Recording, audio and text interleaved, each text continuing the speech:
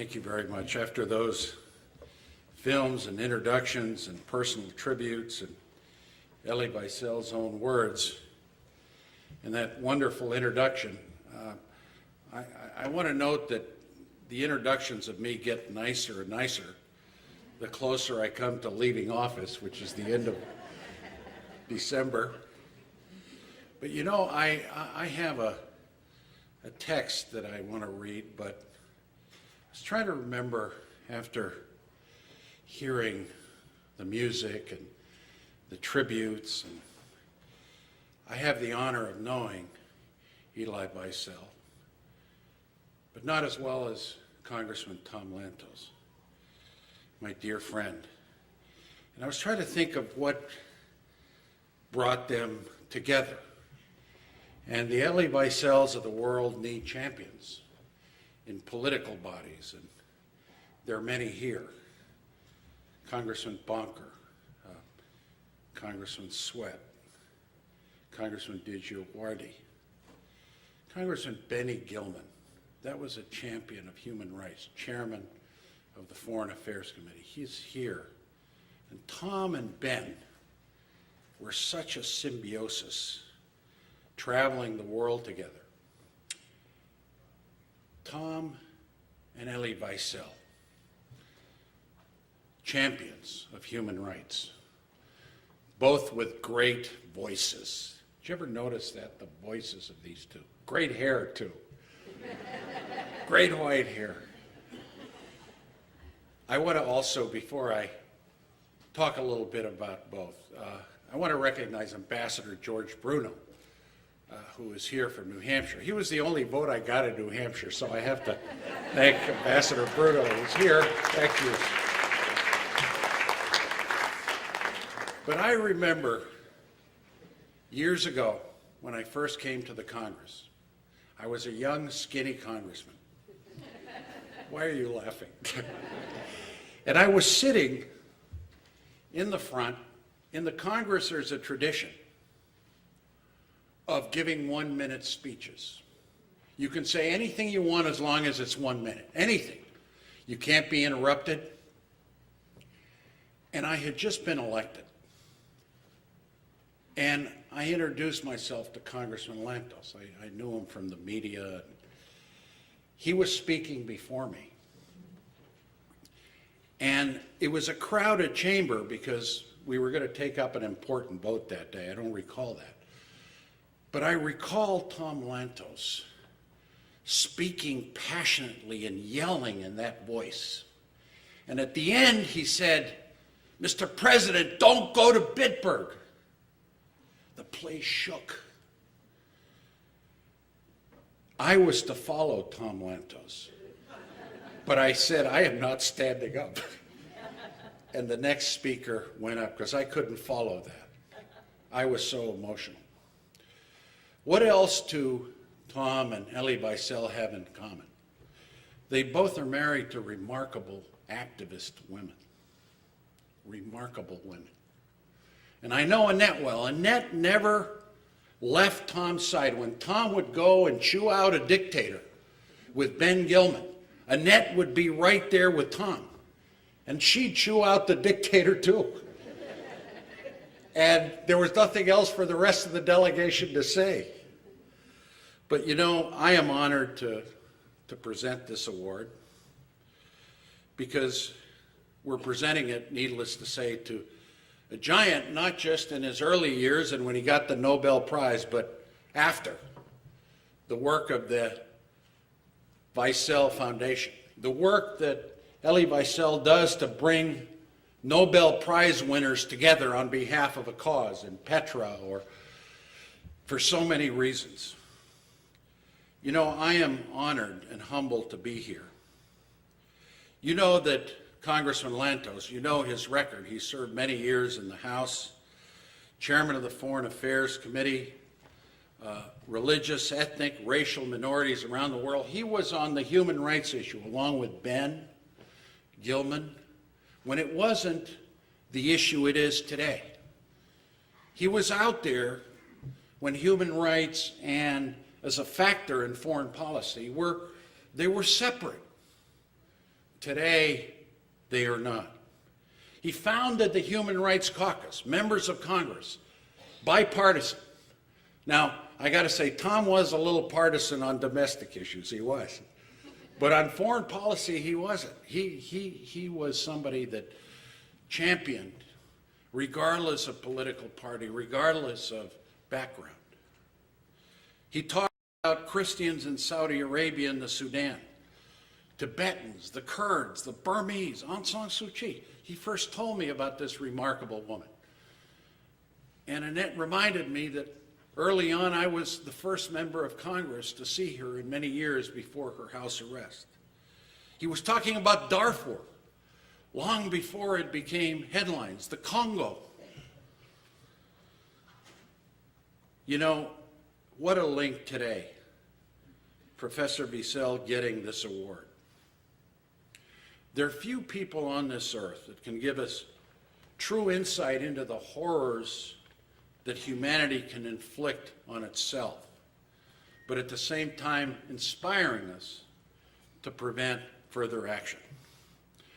Through his eloquence, both written and spoken, his activism and his tireless work, his ability to lecture in a positive way presidents, no matter who they may be, this man has made a difference for many generations, not only in Europe and America, but around the world.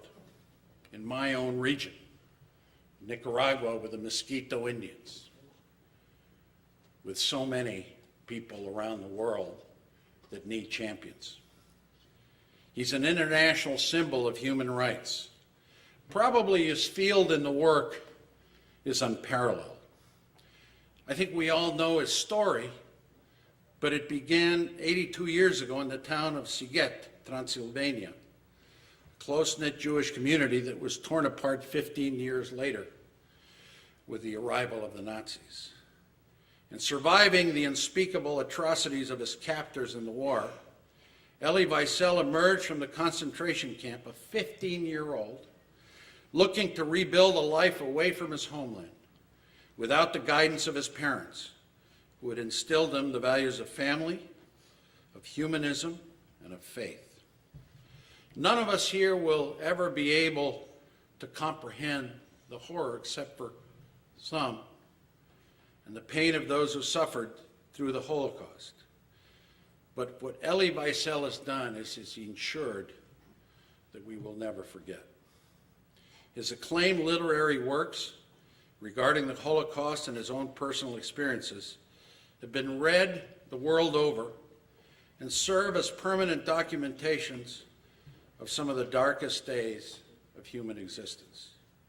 And long after all of us are gone, his words will live on, that great voice will still be pronounced, serving as lasting reminders for future generations and leaders who will be able to learn from the lessons of past inhumanities. What else has he done? This man has done so much. I'm only going to touch a few. Served as chairman of the Presidential Commission on the Holocaust. Spearheaded, almost single-handedly, the building of the United States Holocaust Memorial Museum in Washington, D.C. The museum is not only a living memorial to the victims of the Holocaust, but it serves to confront present-day hatred, promote human dignity, and prevent genocide now and in the future.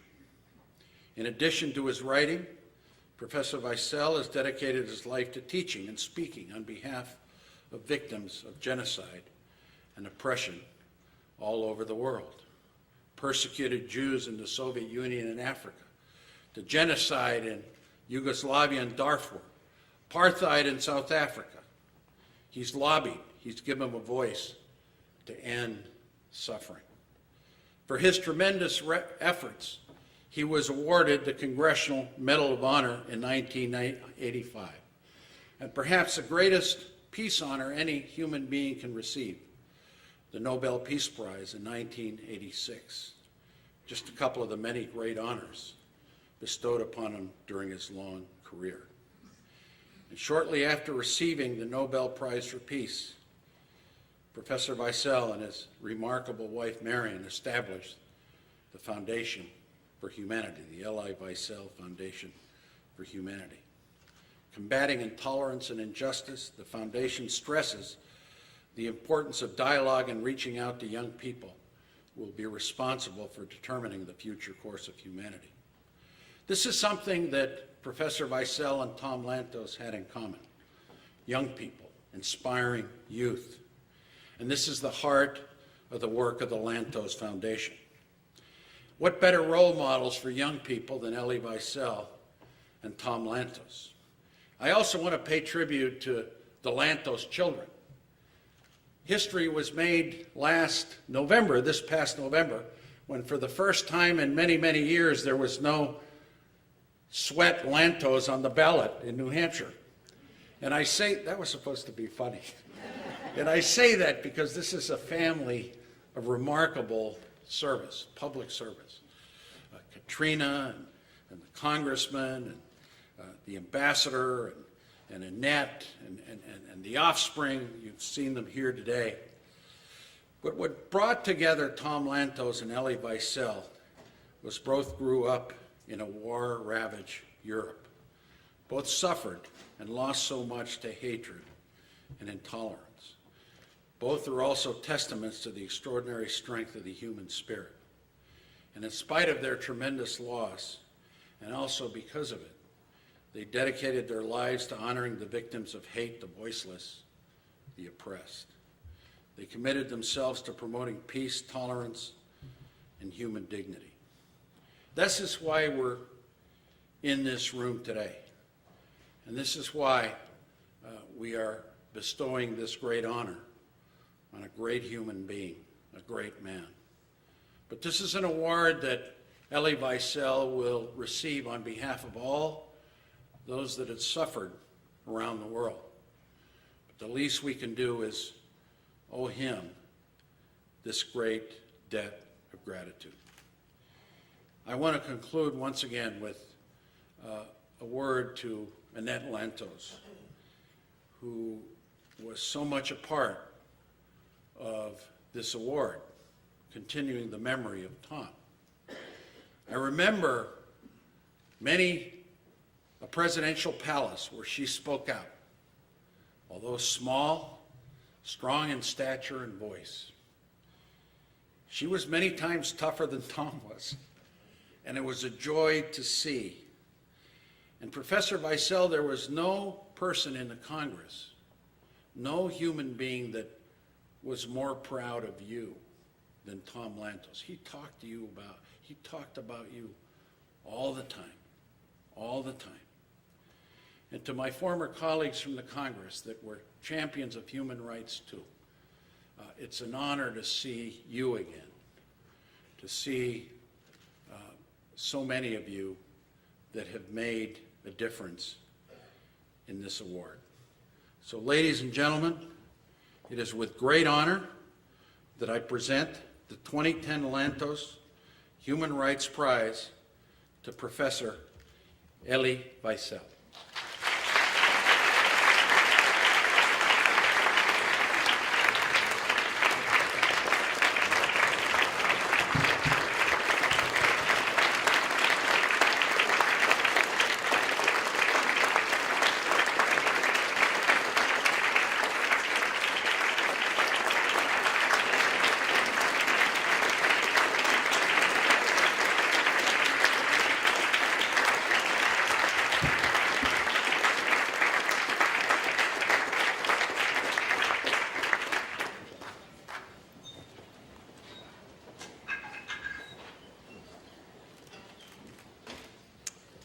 My dear Annette, Katrina, children and grandchildren of Tom, friends, and of course you, Governor Richardson, thank you so much for remembering, for recalling, for giving voice to memories. Tom and I were very close friends. Strangely enough, he in Congress and I myself with Marion were working with him. But never, never was there a moment of disharmony between him and us. We had friends in Congress, as you mentioned, Ben Gilman. How often did we go together in the couloirs of Congress? But in practical work, he was our closest ally. Hours and hours of meetings, offices, mine and his, in hotel rooms, in Washington, New York, elsewhere. And when President Carter created the commission, of course he became a member of that commission. He remained with me all these years. And often I was thinking, Tom and I actually missed a Tom Lantos in Congress during those years when he was in Budapest and I in Marmaros. Had there been a Tom Lantos then, our voice would have been heard, our anguish received. But in those times, as you said, Governor, human rights was not as it is now. And now it became a kind of secular religion. In those years, there was no minister, no secretary in Congress, in the executive, here or anywhere. A few, very, very few committees existed in the world. Today, there are almost 3,000 groups dealing with human rights. And we are very proud of it. Now, what really did Tom and I discuss? You know, you heard them. All usually groups and individuals were the subject of our concerns. Someone in jail, we had to know why. Someone imprisoned, we had to know why and for how long. Someone suffering, being a victim of injustice, we had to know. And once we knew, we did what we could. He in Congress, I outside, but almost saying the same words. Why?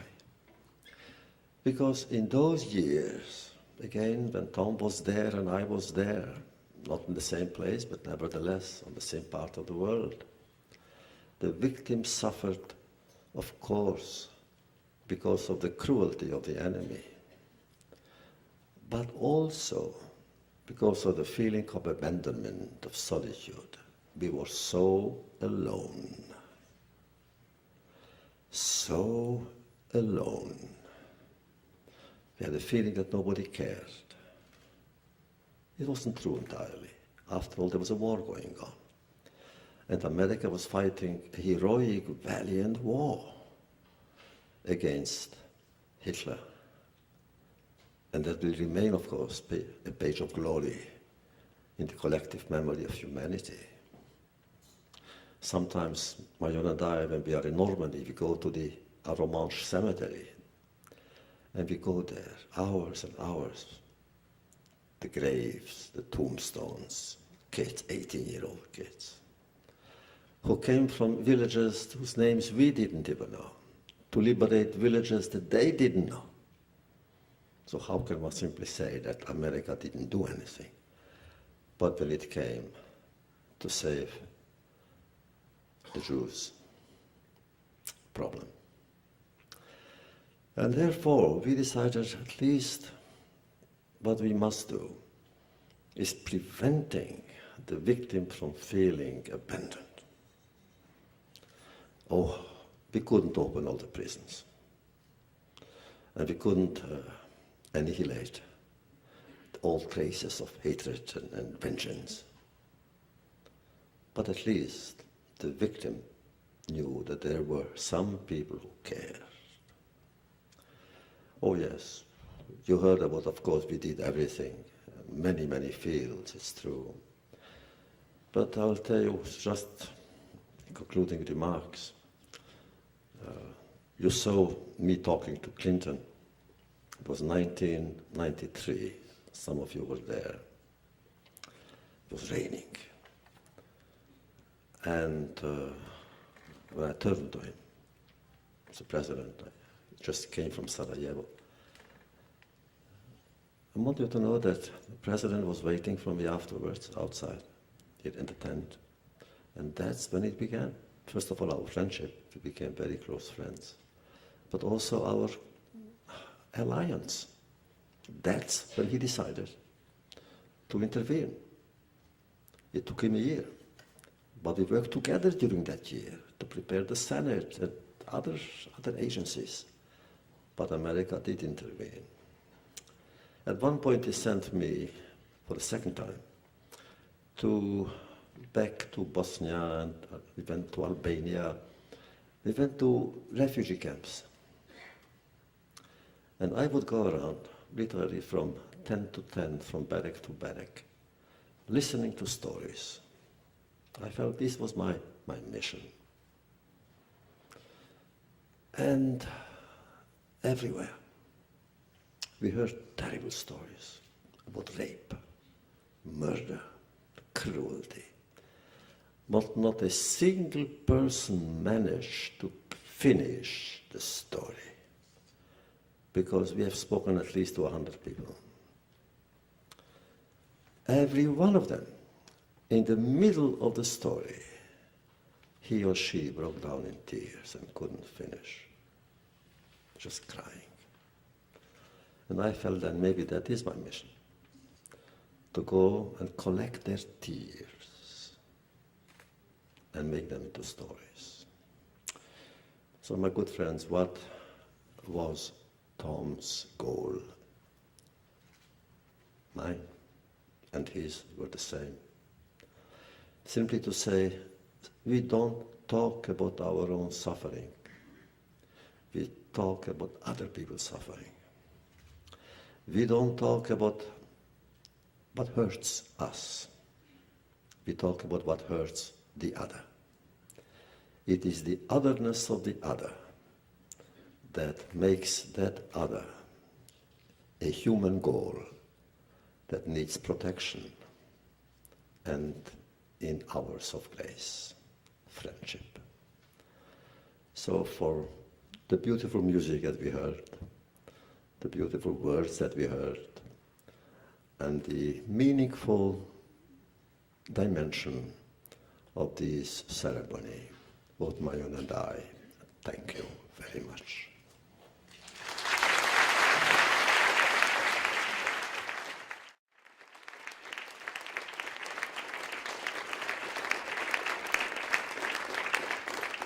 We thank you all for joining with us today. We thank you, Professor Wiesel, for your words which have once again transformed us and made us better than we were.